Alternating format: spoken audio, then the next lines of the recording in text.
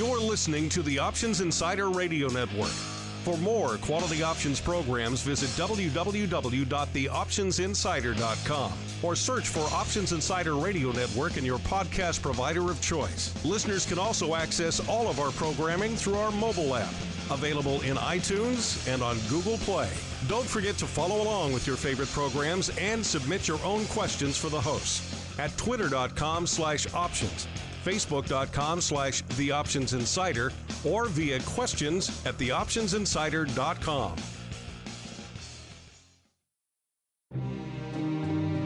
It is a dangerous world out there.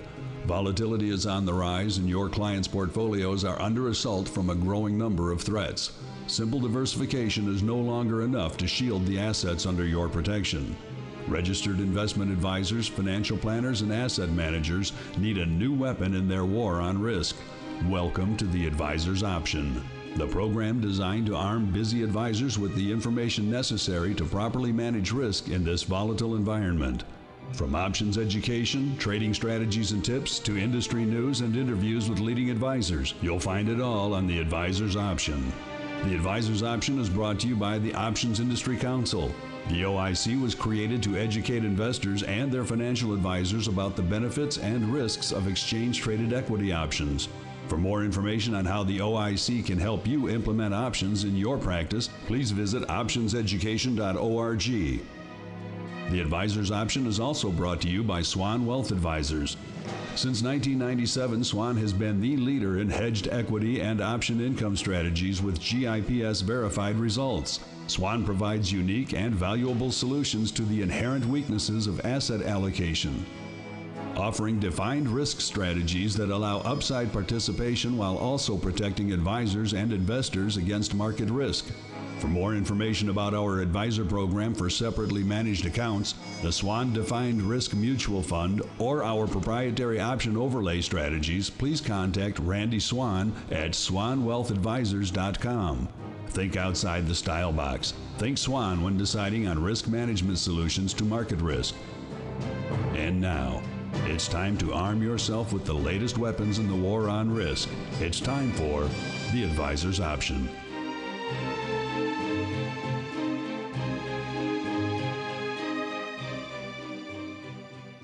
Hello, everybody. Welcome back to the Advisor's Option, the program here on the Options Insider Radio Network, where we break down the options markets and some option strategies and topics and current events for you, the busy financial advisor who maybe doesn't have time to do so, as well as those of you out there who are perhaps in the market for a new financial advisor and want to know what skill sets they should be bringing to the table. My name is Mark Longo from the optionsinsider.com, as well as from the Options Insider Radio Network. 13 programs on said network now, including many, many archived episodes of the Advisor's Option. And where can you find those great archives as well as the rest of the programs on our network? Well, a legion of different places, including the mothership, theoptionsinsider.com. Just surf on over there, click on that Insider Radio Network tab at the top of the page, and you'll see the overlay come up with all of our programs. Just click on the Advisor's Option or whichever program suits your fancy, and you could see the full archives there, and you could listen, download, stream till your heart's content. You can, of course, also do that on iTunes, Stitcher, AHA, mobile, TuneIn, just about any platform you can name out there that makes on-demand audio and podcasts available. And if we're not on one, let us know. We'll make sure it's available there. And if all that's too much for you, just go download our mobile app available for iOS, Android, and the Fire OS. No shortage of ways for you guys to download and stream the program. And, of course, send in great questions and share your comments and insights with us as well as with your fellow listeners. And I am joined, as always, by our usual cast of characters here on the old Advisor's Option program. Starting off with the man beaming in either from Durango or from scenic and lovely Puerto Rico. Hopefully for your sake, Randy, it's the latter. It is Randy Swan, the co-founder of Swan Global Advisors. Randy, welcome back to the program, sir. Thank you very much. I'm glad to be here today. I actually am in Puerto Rico for the week, enjoying the 82-degree weather. But I will be skiing next week in Durango. Looking forward to that also. They got 3 feet of new snow this week. Well, there you go. If I were you, my calendar, I think would essentially be blocked out from about November till March, fully in Puerto Rico. But your skiing brings you back to the dark side over here. So enjoy that fresh powder while we also welcome on Mr. Alan Grigletto. Hasn't been on in a while. He is the director of education, particularly focused on the advisors over there at the Options Industry Council. Alan, welcome back to the show, sir. It has been too long. Well, thank you very much, Mark. And I'm in Chicago, and it's not Puerto Rico, and it's about 2 degrees. So we just deal with it here. Yeah, I think we're all waiting for the Swan corporate jet to come pick us up so we can record the show locally there in Puerto Rico. All right, and last but certainly not least, joining us from the RCM offices, Mr. Mike Cavanaugh. He's a principal over there at RCM Wealth Advisors. Mr. Cavanaugh, welcome back to the show. It has been too long with you as well. It is good to be back. Like Alan said, it's about 2 degrees here with no mountains, no sun, and we're just getting through the winter. Yeah, that's true. Not exactly a big skiing paradise here in downtown Chicago. We just get to deal with it. Luckily, we haven't been hit with too much snow, just a lot of the cold. People back east seem to really be getting dumped on with the snow. So we've been spared that, fortunately. So we have our team assembled, listeners, and we have some great guests in store for you. They'll be joining us for the second half of the program. But while we're waiting for them to join us, we're going to dive right on into some of your great questions and comments that you guys have been sending us. So without further ado, let's get right into some listener mail. Listener mail. Listeners write in. Mailbox. All right, everybody. Welcome to the listener mail segment. As the name implies, this is the portion of the show where you guys get to take the reins, ask your questions and your comments. No shortage of ways for you guys to do just that. You can, of course, do so via our website, theoptionsinsider.com. Post a comment on the show notes or a different article, or, of course, use our website feedback form. A lot of you like to use that. You can find us via email, questions@theoptionsinsider.com. Just be sure to put somewhere in the subject line there, question for the advisor's option, so we know where to route your question. Or, of course, find us on social media, twitter.com/options, facebook.com/theoptionsinsider, or Options Insider on StockTwits. We're all over the place. And, of course, again, if all that's too much to remember, just download the mobile app. It's all baked into there as well. All right. First off, hope everyone's got their listeners on. We've got some epic questions coming our way. First off, we have a question here from Nancy N. She writes, would you recommend a covered call fund for a newcomer to options? How reliable is the income stream from these funds versus a typical dividend income fund? What about put selling funds? Are these too risky for someone of my relatively advanced age and low risk tolerance? I like that. She goes on to write, thank you for this wonderful program. I'm currently in the market for a financial advisor, and I've used your episodes as a guideline. Well, thank you for that part, Nancy. That's one of the reasons we do this program. We like to inform advisors, obviously, and that's clearly our major audience, but we also like to make sure you guys out there who are looking for advisors and thinking, hey, what should these people know? What should they be bringing to the table? If I'm going to part with some of my hard-earned money for someone to manage that hard-earned money, what skill set should they be bringing to the table? And maybe we're a little biased here, but we tend to think they should be bringing more than just, hey, here's your 60, 30, 10, put you in a spreadsheet, okay, you're done. They should really be able to do a lot more than that. And that's kind of what we advocate here on this program. As for your questions, they're all very good ones. Maybe we'll start with the first one, obviously, with the income stream. How reliable? Well, first question actually is, would you recommend a covered call fund for newcomers to options? And Mike, maybe we'll start with you on this one, because she shows in her question, no offense to you, Nancy, it's a great question. It's a very common newcomer misconception. She shows a bit of a confusion between put writing funds and covered call funds. So maybe we should disabuse her of that notion at the beginning, and then we'll dive into the rest of her questions. So go ahead, Mr. Cavanaugh. Yeah, and I would like to say a great question from Nancy. And, it's a question that comes up a lot, not only for the investor the investor that's just thinking about investing using options, but some people that have been on the sell side or a brokered advisor for many years don't know that a covered call has the same risk profile as selling a put. So in many cases, because of the volatility skew or the fact that a put has more premium than a call equidistant from the underlying, there's actually a benefit in selling the put than there is to selling the covered call. the one thing that you want to make sure of if you're looking at selling the puts, because the question is, are these too risky for someone of my relatively advanced age and low risk tolerance? It can be if the leverage isn't watched. So if you're going to get into a put fund or even a covered call fund, you want to make sure that you're doing it to start on a cash secured basis, meaning that no leverage is going to be used with the trading of the puts or the calls to start. And then as you get more and more comfortable, and as you learn more and more about how your portfolio should react when the market goes down, when it stays flat, or when it goes higher, and getting a testament to how you feel in each one of those situations, that's how you start learning who you are and what your risk tolerance is. But yeah, in many cases, the put is going to be the less risky option. But when you say selling naked puts, it actually, it sends hairs up the back of people's necks for some reason. But the risk profile is the same.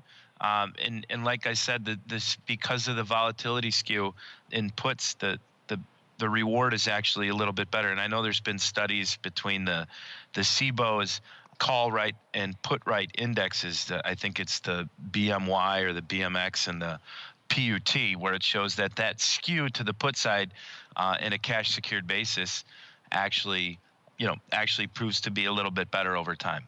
I hope that answers Nancy's question, but I thought it was a great question. It is a good question, and that is a good topic. I hope to bring it up with our guests a little bit later, because we're going to be talking about their study of options-oriented funds, including Randy's over there and the guy at Swan. One of the things they did study was the put versus the BXM, is what you're talking about, the covered call writing fund versus the put writing fund. And those should really be fundamentally equivalent, because they're both writing at-the-money options, essentially, but there is a bit of a difference to those two. I wanted to get into that because it's an interesting topic, but well said. Randy, I'm sure you deal with this quite a bit as well, both institutionally, people not really understanding the difference between a put fund or a put right and a covered call, as well as on the retail and advisor side as well. So what would you have to say to our friend here, Miss Nancy, and her many questions?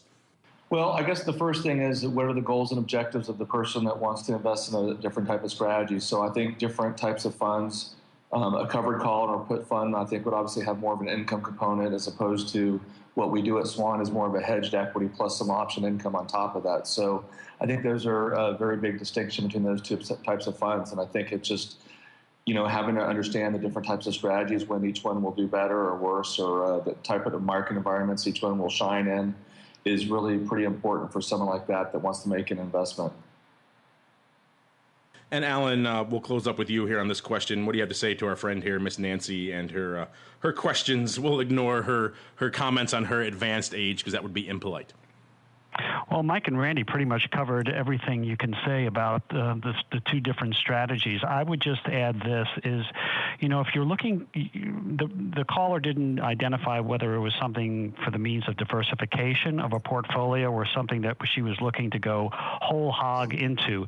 And I think it's perfectly appropriate as a diversification tool, like anything, when you're looking at a model portfolio, you want to diversify among your different asset classes. And this is something that is perfectly appropriate, I would think, for someone on a very small allocation level if you've never done it before. And again, education is how you arm yourself. So my pitch for my website, OIC, the Options Industry Council, optionseducation.org, we have plenty of material on both covered call writing and cash secured puts, and I think you'll learn a lot about those two strategies. And first, understand the risks, and then understand the rewards.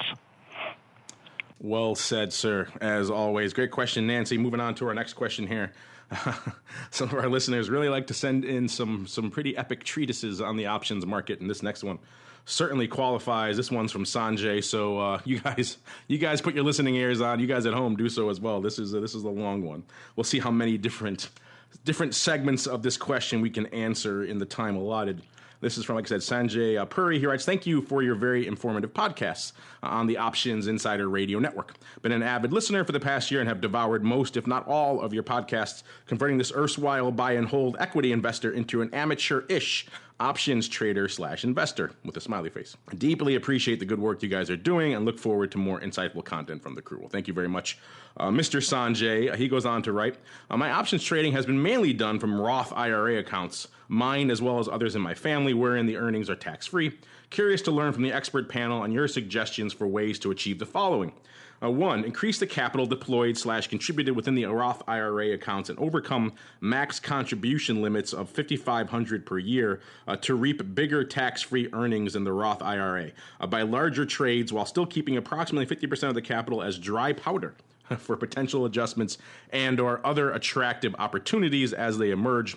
Then he writes, number 2, and or minimize, in parentheses, or better still eliminate the impact of taxes on earnings and other non-tax advantage account types, such as regular brokerage accounts, etc., with more flexibility on cash in and cash out. Are there ways to have a business entity such as an LLC or an S-Corp, etc., own these Roth / brokerage accounts, resulting in different tax treatments arising out of factors such as business expenses, etc., with me either as an individual or another legal entity being appointed as the money manager or something along the lines of these accounts?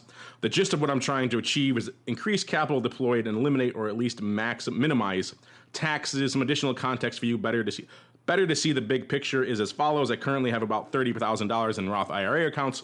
I'm interested in deploying another $30,000 currently and potentially more over time in the tax optimized way, since taxes are the single largest and almost certain expense item on a P&L, barring for trades gone bad, etc. I realize I am fully aware that I should consult a CPA and that you not provide tax advice on the show, but I'm sure you fine gentlemen have probably come across ways these goals may have been achieved. Besides, a couple of CPAs I have spoken with so far seem to have mainly been focused on the more conventional salary / W-2 income, so if you're able to point me to some CPA / firms might be able to help, I deeply appreciate that too. Thanks in a million in advance for your feedback and for featuring this rather long email, eagerly awaiting enlightenment from the wise ones. Well, that's a mouthful of questions there, Sanjay. We'll try to get to as many of those as we can. Some of the tax and business entity stuff, I'm not sure if we'll be able to really comment on effectively in the time allotted. But there's certainly other aspects of there that we can dive into. My voice is already kind of shot from reading that epic question. So, and Randy, maybe we'll start with you. There's a lot here to chew on. So bite off whichever piece really captures your fancy. And what do you want to share here with our friend, Mr. Sanjay, who wrote in with such an epic question for us? Sure, I'll take a stab at it after we get through the normal disclosures of not offering tax advice. Even though I am a CPA, I would prefer not doing that on this kind of show. I think I could give very basic answers to these questions. I don't think there's a way that you can increase the capital contributions based on a Roth IRA or not. I think there are possibilities of maybe converting a regular IRA to a Roth IRA, which would get you more capital in that account. But otherwise, I think the standard rules are pretty much there. And obviously, they do increase as you get older. Number 2, I guess I always look at it and say, separate from a Roth IRA account, having some long-term capital gains using 1256 contracts, those are contracts that get the preferred tax treatment of 60% long-term, 40% short-term, is actually sometimes preferable than having a normal IRA that we've taxed as ordinary income when it's taken out. So I would argue having some tax like that may be better in certain scenarios. I think that's my best question is maybe the types of options they're trading may be the better way to go in terms of trying to lower your effective tax rate. And the third question is, I don't think there's any way any type of entity can own the IRA other than the individual contributor to that IRA, whether either that or through inheritance at some point in your life. So you guys obviously can add on to my answers, but I think those are some good starts. Yeah, I think the first question is pretty much straightforward. There's no real options trick you can use, Sanjay, to overcome those contribution limits, at least none that I'm aware of. You're kind of stuck with that level. It's not like you can go and use some sort of leverage trick to really go out and approximate 2x that or something like that. Really, that's pretty much it. And yeah, he's right about the IRA as far as I'm concerned. Of course, that's individual retirement accounts. I'm not familiar. Maybe there's a loophole there, but I'm not familiar with any loopholes that will allow a corporation to own that because it kind of isn't an individual at that point. But again, we're not. Randy is a CPA. I'm not a CPA, but still, yeah, we're not a tax accounting oriented show. That said, there's so many questions like this coming in these days to a show like this and others.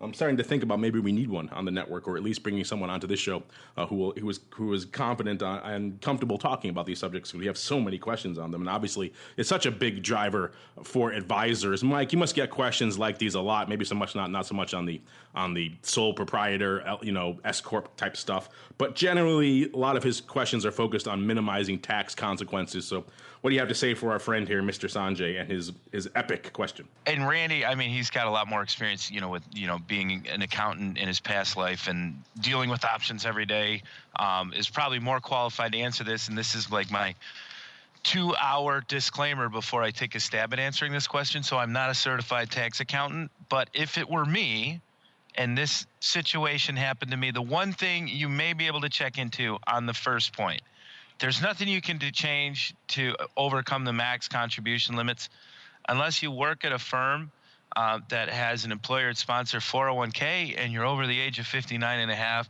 and you do an in-service withdrawal. The 401k contributions are higher than the individual Roth IRA contribution limits. And if you are over the age of 59 and a half and it's allowed by the company, you can do what they call an in-service withdrawal, withdraw your money. That I do know. Is everything else, that Randy said is spot on, the 60-40 tax treatment, all that stuff. I'm not technically qualified to answer all those questions, but as long as I make that disclaimer, I could tell you that that's what I would look into as far as that contribution limit issue. That's the only way I know. But that still doesn't address, the money that's in the Roth. I mean, you could roll them all into the same IRA. There's a number of different things from that aspect, but it's not going to overcome any of the max contribution limits if you're not at an employer with an employer-sponsored 401k or 403b or something along the lines of that, and you're not 59 and a half or older. Minimizing the taxes, Randy addressed that. I perfectly can't add or subtract to that. That's spot on. And then I think the third question dealt more with the more over time in a tax optimized way. I mean, there's qualified accounts and non-qualified accounts. There's no other types of accounts. And the question, are you better off creating an entity for tax optimization? As far as incorporating a company, the one thing, if you're going to do that, I highly encourage you to talk to an accountant that specializes. And I would call them and ask them if they understand what mark-to-market accounting means. And if they don't have a quick answer for you, just keep calling until you find an accountant that knows what that means. Because once you take an entity and make it give it a trader tax abbreviation, it changes how you file, and it could hurt you in some capacities larger than what it would help to get the tax breaks, so to speak, in like a trader scenario. So as far as the S Corp LLC, find an accountant that understands what mark-to-market accounting is and keep calling until you have an explanation, and then get an explanation from them on whether it's suitable for you to actually form an entity to trade from. That's the best answer I have.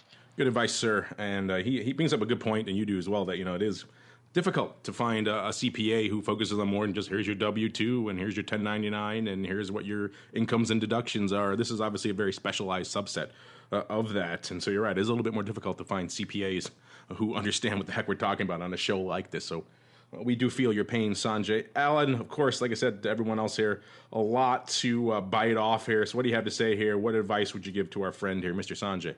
Well, again, a disclaimer: I'm not in the tax or retirement advice giving business. However, I do know that for calendar year 2015, you can contribute $500 more, $6,000 in total, to your Roth IRA under the new IRS code. And if you go to the IRS website, you can find more information about that. I do believe there's a $1,000 a year catch-up provision for the Roth IRA, and that's if you're over 50. And so we can increase your Roth IRA a little bit, but not to the significant amount that you'd like to do it. There you go. Great tips, Sanjay. I hope that at least sets you on the path in the right direction. Thank you again to everybody who wrote in. I'd love to answer a lot more questions. We certainly have more of them, but we have to get to our guests. So without further ado, we're going to dive right on into our Tricks of the Trade segment.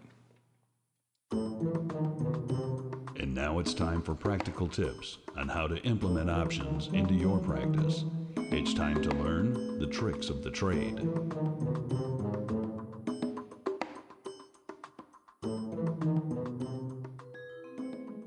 All right, everybody, welcome to our Tricks of the Trade segment. This is the portion of the show where we break down a lot of interesting developments and concepts in the world of options, tell you how you could apply them to your own practices. And today we're going to do something a little bit different, a little bit interesting. We brought on some guests. If you guys remember in our last episode, we touched on a very interesting study called the Performance Analysis of Options-Based Equity Mutual Funds, CEFs and ETFs. We kind of touched on some of the key takeaways and what kind of our perceptions on the panel were of that study. And we've been fortunate enough to bring on the authors of that study, Keith Black. He's the managing director of the Chartered Alternative Investment Analysts Association, and Ed Zotto. He is the assistant professor of finance at Providence College and director of research at the Institute for Global Asset and Risk Management. Ed and Keith, welcome to the Advisors Option Program. Thank you, Mark. It's good to be here. Thanks, Mark. Well, I'm really glad we can have you because, like I said, we always like to get the author's perspective on studies like this. And before we dive into the study proper, why don't both of you go ahead and give us a little bit of an overview of your background, particularly as it pertains to derivatives-related research, and then how you became involved with this particular study. Maybe, Keith, we'll start with you.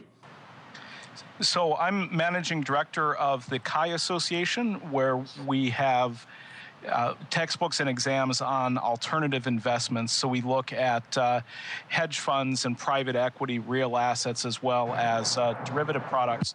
I have over 25 years in industry now, and I actually started as an upstairs trader in commodity derivatives and then moved on to the CBOE floor for a number of years where I traded single stock options. So I lived in Chicago for about 20 years. I taught graduate school where many of my students were involved in the derivatives industry.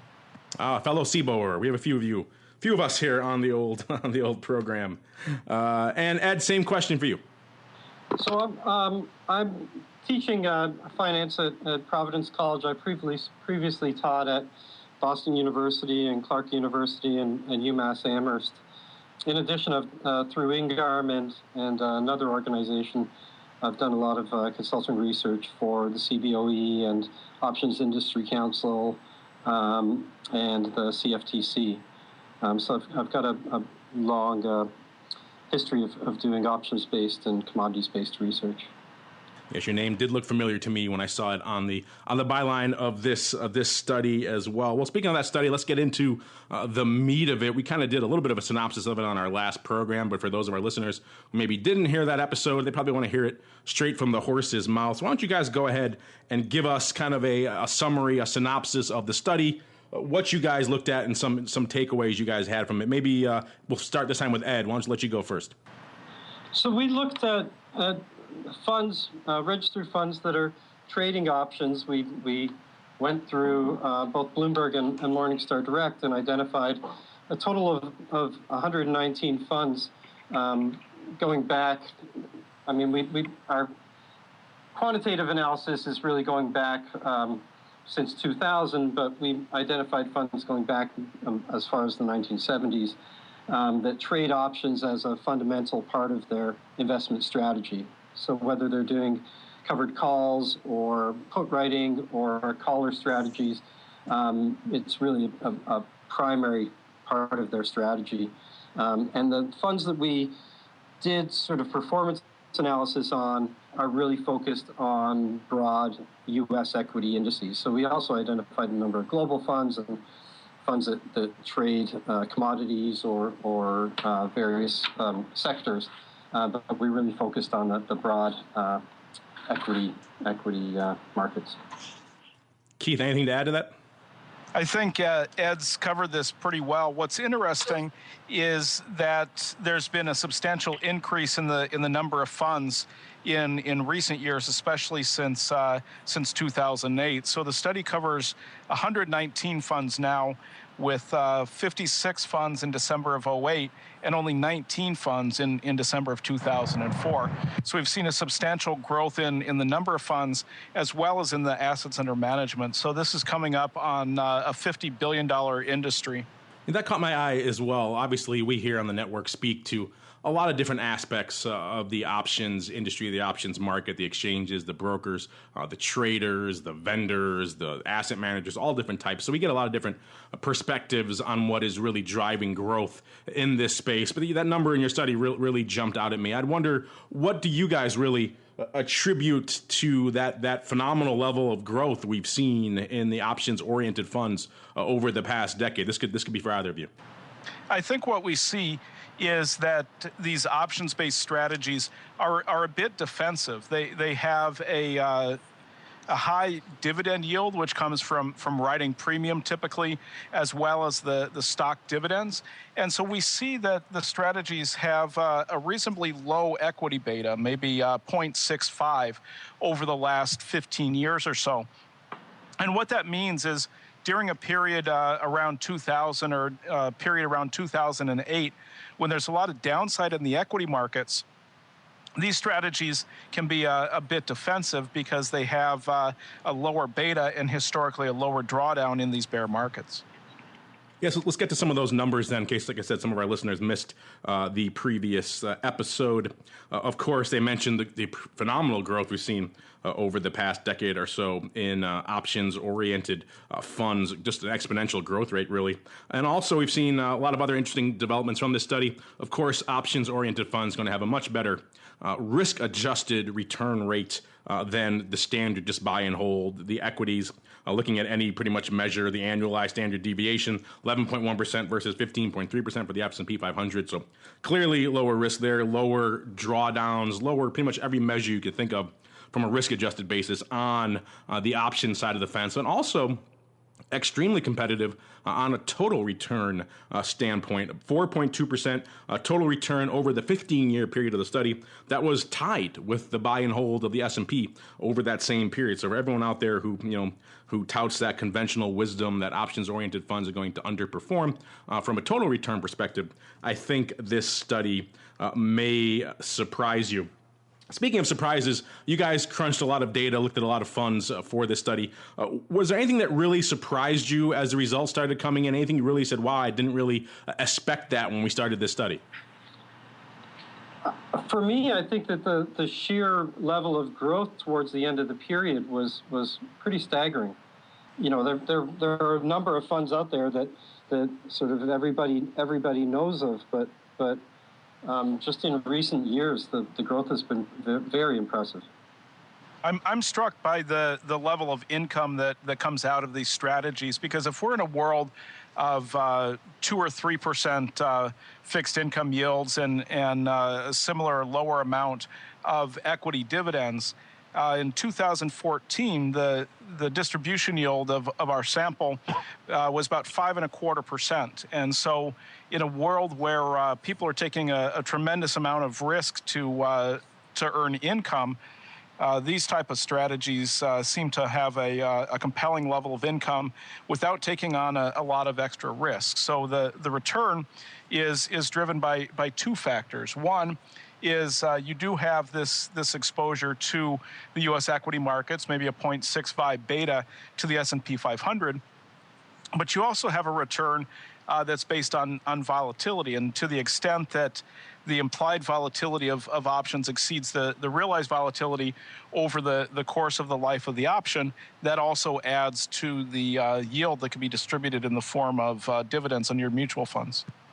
Yes, that is indeed a good point. And you raised a couple interesting questions I want to follow up with. I do want to say again, just for, I think of a lot of our listeners out there, particularly on the advisor asset management side, who are trying to arm themselves with data to go out and talk to their clients who are maybe reticent about embracing options. I think this study is a great one to do just that, because it shows not only kind of what you expect, that the risk-adjusted returns are going to be demonstrably better, but also the total returns. So there's that old saying, at the end of the day, you can't eat risk-adjusted returns, and certainly so if you can achieve that same level of return as the S&P 500 with a demonstrably lower level of risk, why wouldn't you want to do that? So that's certainly good data for a lot of our listeners out there. But you make a good point both of you about the different strategies and how they perform in this study. And that kind of raises my next question. You guys, essentially, you mentioned in your methodology how you found the funds and how you kind of isolated them. You removed commodity funds and other things that weren't relevant to the broad-based equities that you wanted to look at. But that still left a large number of funds that you kind of lumped together, over 80 different funds, 51 open-end, 22 closed-end, et cetera. Now, obviously, a lot of those funds don't do the same thing. For example, we have Randy Swan here from the Swan Global Investments. His fund is included in your study. He does the Swan Defined Risk Contribution, obviously a very hedging, defensive-oriented type overlay strategy. And you also have funds out there that could be doing anything else from writing puts, very, very income-oriented versus a more defensive type strategy. Obviously, when you start pairing out those different types of strategies, the hedging-oriented funds are going to perform better, have a lower drawdown in the drawdown percentage. Maybe the income funds are going to do better, maybe in a total return or an income perspective. Has there been any thought from you guys in maybe further segmenting this study a little bit, or maybe perhaps doing additional follow-up studies to say, hey, here's how income-oriented funds perform, here's how hedging-oriented funds perform, or is this pretty much it for you guys? Academics will never turn down an opportunity to publish a second paper. So I like that. There's certainly the potential to segment the sample in the future. Ed? Yeah, I think that this was a first stab, in a sense, where we wanted to really look at who's out there and provide the resources for people to identify these funds. And that's why we listed the tickers of each of the funds and tried to identify them. Because in the past, when there have been studies of options-based funds, the funds have never been identified. So I think the first stab was to kind of quantify how many funds, at least at first pass, how many funds are doing these sort of strategies, and identify this universe, and then down the road, I think we can dig deeper into exactly what they're doing, how they differ, and what the similarities are. I think that's an interesting point too. To my knowledge, there's never really been anything that even aggregated all of the options-oriented funds out there in one place. So even that first very simple step you did could be beneficial to a lot of our listeners who are looking and saying, hey, what's the universe I can select from? Well, that's a good starting point for you listeners. Even if you're not into the Sharpe and Sortino ratios and getting down the rabbit hole a little bit, you could still find a lot of value just from the basics of the study. Randy, Mike, or Alan, you guys have any questions here for Keith or Ed? Yeah, this is Mike Cavanaugh. Hey, Ed and Keith, how are you? Thanks for joining us today. Thank you. Yeah, my question's more centered. I'm an advisor. So, as an advisor, what should I be taking away from your study? How is this a tool that I'm able to add insight to help our client base that are looking to exploring the aspect of diversifying their yield portion or their income portion of their portfolios? As an advisor, what are my takeaways? I think this simply gives you another tool in the toolkit. So we see that these options-based funds are becoming mainstream, approaching $50 billion in assets under management. And with a beta around 0.6 and a distribution yield over 5%, we see this as kind of fitting nicely with a 60-40 kind of portfolio. It's certainly not a replacement for 100% equities in a bull market, because they do have a bit of a defensive component in them. But if you're looking for a higher income than bonds and a lower risk than stocks, at least in a beta sense, then this list of funds might be a place where you'd want to start that level of research. That helps a lot, because I think, a lot of times advisors, you get information like this, which is great information. A lot of times, just not knowing where to start, or if, a client calls and says, I want to get into options, I think it helps just having it available to an advisor to reach, like Mark had mentioned. Here's a list. I mean, if nothing else, here's a list to start with. So I really appreciate you guys putting this study together. I think we just got Ed back on the call. Ed, you missed Mike's question for you. He wanted to know what were some takeaways that you think advisors should walk away from with this study when they're looking to bring this data to their clients. So what to you are really some of the key takeaways that an advisor should take from your study? Well, I think that Keith has addressed a number of them. The high income, I think, is quite impressive. In addition, in many ways, the option-based funds perform more similarly to a 60-40 traditional portfolio than they do to a straight equity portfolio. And these days, when we don't expect bond funds to perform as well as they have in the past, I think that the risk reduction of the option-based funds is really appealing. Yeah, I think particularly, like I said, if you do that follow-up study and look at maybe different segments of the options universe, the hedging-oriented, the income-oriented, I think a lot of our listeners may be surprised and they see numbers on the max drawdown side and others from the more hedging, risk-mitigated type of the options world, because that certainly is designed to do just that. Randy or Alan, any questions here for our guests? Well, yes. Hi, Alan Grigoletto here. And Keith and Ed, thank you again for this study. I applaud it. And it was long overdue, I guess, to categorize these option-based funds and do a study on it. I know it's the benchmark. Do you know when you'll be following up? Will you do it on a year-to-year basis, a 5-year basis, to just see what has changed? I don't think we have a schedule for the future papers yet. Okay. Randy, any questions here for our guest? I'm sure you have quite a few of them because they're one of the first people to really to profile your fund in a study like this. To say I love these studies. We've used them. Our strategy goes back to July of '97 on the SMA level. We've only had a mutual fund for the past 2.5 years, so I can definitely talk about how these studies have been great tool in our quest for raising assets and these types of strategies. I guess my main question would be, it seems to me like based on your study alone that the risk-reward characteristics of option-based strategies have had good characteristics, good qualities, maybe some would call maybe superior performance. What do you attribute that to? Is it some type of risk premium in the option income trades, or how do you characterize the relative performance of these option-based strategies relative to the market in general? Well, I think that as Keith was alluding to earlier, one of the sources of income is this volatility risk premium, or the extent to which implied volatility tends to be above realized volatility. So to the extent that persists, and to the extent that it's not correlated with equity returns, we're looking at both enhancement of returns as well as diversification benefits by including options in an equity portfolio. So there's a chart in the study that says over the 15-year history, the VIX index averaged about 20 volatility points, and the average realized volatility was about 18.8%. And so if you sell an option at 20% implied volatility and the realized volatility is 18.8%, that's going to generate a little bit of income, and the options are going to be on average profitable when the implied is greater than the realized. You guys were involved in the other study that was a little later, and what was it called? Option-based risk management in a multi-asset world, and it discussed other types of assets, other types of underlying.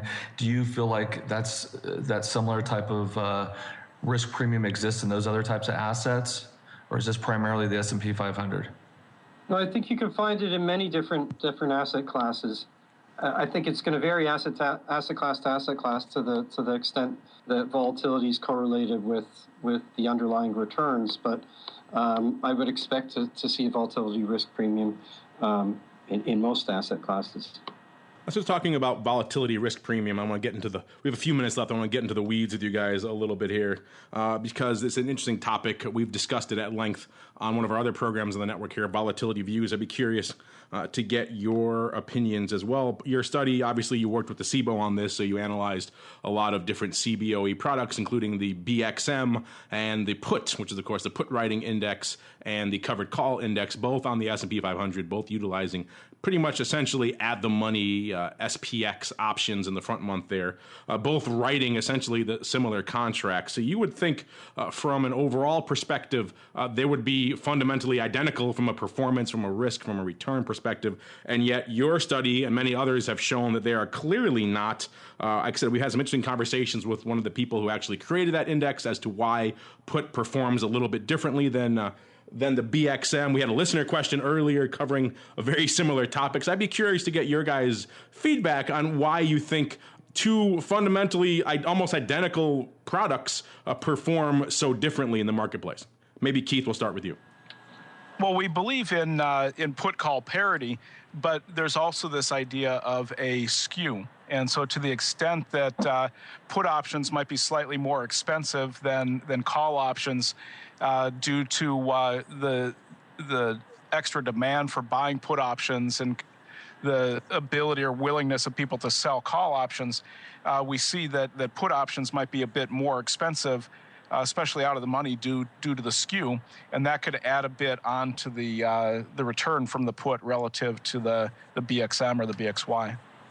You know, that was my assumption as well, Keith. When I first saw that, I assumed, oh, well, it's going to be a little bit of extra juice to these puts because they may, for some reason, drift a little bit out of the money when they're writing them or for whatever. But it's interesting, some actually interesting fundamental mechanical reasons, the way that index is constructed and the way it deals with rotations that actually attribute to that as well. Listeners, if you're curious about learning more, I definitely encourage you to find our episode of Volatility Views where we get into that with Jason Ungar, who's the creator of the Put Right Index, and some of the very interesting mechanical ways that index operates that may surprise you from a total return perspective. Well, Keith and Ed, we're about running out of time here, but before we go, why don't you give our listeners maybe a brief tease, any sort of hint, any sort of options, derivatives related research or publications you may have coming down the pike that may interest our audience here. Obviously, the active financial advisor and the asset management community. Maybe Ed, we'll start with you. Just really looking forward to the next follow-up of this paper. I think that identifying the funds was the first step, and I think that there's still a lot left to do. So SIBO has contacted you then? Are you definitely working on a future iteration of this study? It's not a one and done? I think that we will. We haven't laid out the plans, but I think that Keith and I will probably work on at least one extension to this paper. Well, that's great. Hopefully you run with my suggestion then of the segmenting the funds. I know a lot of people in the space would certainly love to see that, not just all options at once. I know for the first one you wanted to, of course, establish the universe. Now maybe it's time to carve up the universe a little bit and see how these different funds. Obviously, you're getting to some small sample sizes there, but still, I think for a lot of our listeners, it'd be very informative to see how the hedging-oriented funds versus the income-oriented versus the more speculative-oriented funds really operate. And Keith, same question for you. What should we look forward to coming down the pike from you?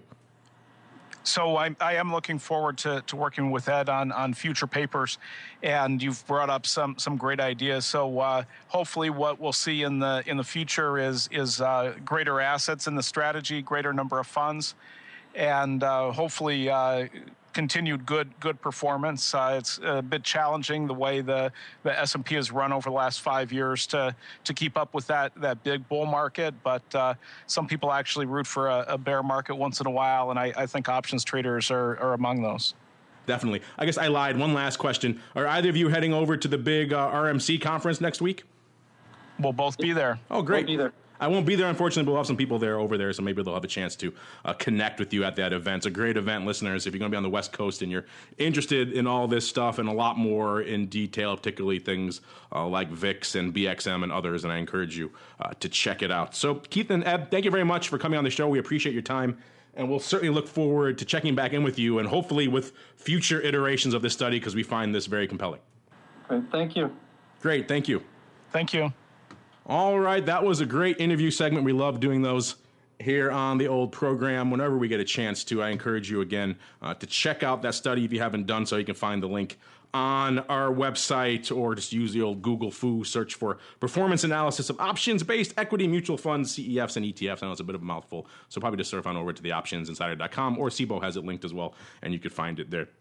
And before we go, as always, let me check in with each of my cohorts here on the old Advisors Option panel, see what they're working on that may interest you. Maybe, Alan, we'll start with you since we're in the realm of studies and data. You guys are always working on some interesting new studies. What should we expect coming down the pike from the OIC advisor team?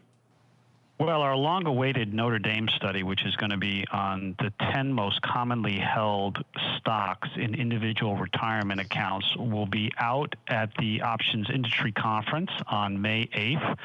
We're going to bring Professor Hemler and Professor Miller down to talk about the results of that study, so it should be very, very engaging, and it's available for CE credit if you're an advisor. So that's we're anxiously awaiting that launch date for the results. I love it. The more studies, the better. And Mike, what's cooking in the land of RCM Wealth Advisors? Yeah, so not the RMC conference next week. We've got an RCM conference in Minneapolis. Let's see, March 11th and 12th, we'll be up at the Marquette Hotel in Minneapolis. Got a bunch of media sponsors and sponsors for the event. Have a great group of speakers talking about alternative investments, particularly in the managed futures space. So we've got Kevin Jamali from Octos, Brian Proctor from EMC Capital Advisors, Glenn Graham from Golden Point Capital, Chris Myers from M6 Capital. We've got a great lineup of speakers and running 2 events on that day at the Marquette Hotel in Minneapolis on March 11th and 12th. So that should be exciting. And we're also going out to Phoenix, Arizona tomorrow for the Commodity Classic. We've got a couple people here at RCM that work with farmers, both in the retirement space and in the hedging of the grain space.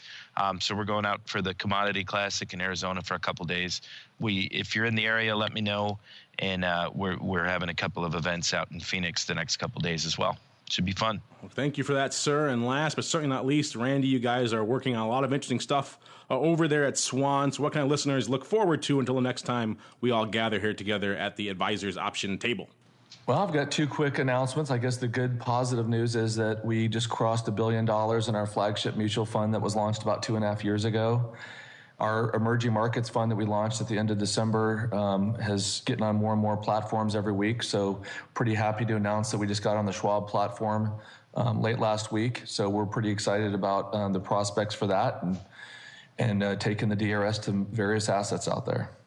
Great. Glad to hear it. And hopefully there'll be more studies like the one we just talked about today coming out down the road that you guys can use to go out and meet with potential investors and clients and others to show them, hey, options aren't scary things. They're actually very, very risk mitigating at the end of the day. That's what this whole show has been about since the beginning. And on behalf of Randy and Mike and Alan, and of course our guests, Keith and Ed, and indeed myself, I want to thank all of you out there in the listening audience for downloading and streaming and subscribing to the show, for sending in such great and epic questions.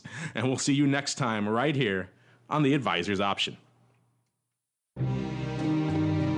The Advisor's Option is brought to you by the Options Industry Council. The OIC was created to educate investors and their financial advisors about the benefits and risks of exchange-traded equity options. For more information on how the OIC can help you implement options in your practice, please visit optionseducation.org. The Advisor's Option is also brought to you by Swan Wealth Advisors. Since 1997, Swan has been the leader in hedged equity and option income strategies with GIPS verified results. Swan provides unique and valuable solutions to the inherent weaknesses of asset allocation, offering defined risk strategies that allow upside participation while also protecting advisors and investors against market risk.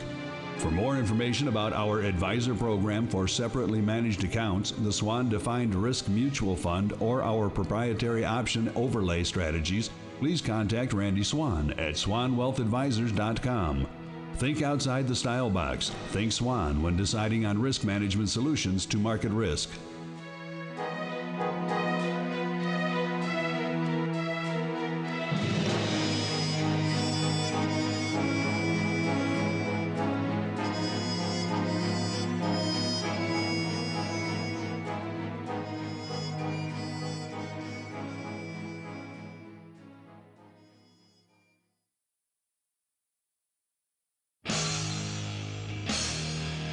The preceding program was a production of the Options Insider Radio Network. For more quality options programs, visit www.theoptionsinsider.com or search for Options Insider Radio Network in your podcast provider of choice. Listeners can also access all of our programming through our mobile app, available in iTunes and on Google Play.